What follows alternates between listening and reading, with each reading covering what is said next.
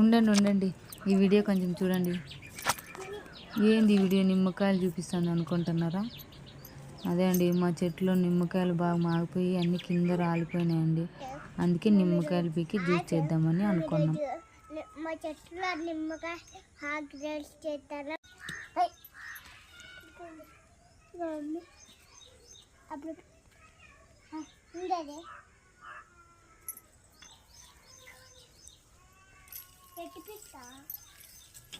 చూడండి నిమ్మకాయలు ఎండకి ఏ కలర్లో కనిపిస్తున్నాయో. ఇవి నిమ్మకాయలనా అని డౌట్ పడారు. అవి నిమ్మకాయలే అండి. చూడండి అలాగే కింద పడిపోయింది మాగిపోయి.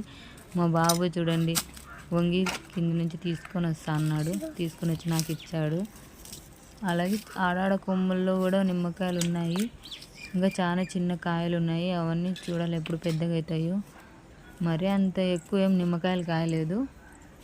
ఉన్నేటి నిమ్మకాయలు ఇంకా బాగా ఎక్కువ కాయాలంటే ఏం చేయాలో మీకు తెలిసింటే ఒక టిప్ చెప్పండి.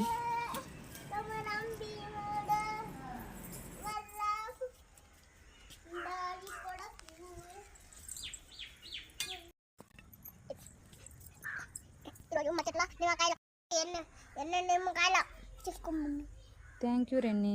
ఇప్పుడు ఈ నిమ్మకాయలతో జ్యూస్ చేద్దాము. చక్కెర, నీళ్ళు, నిమ్మకాయలు.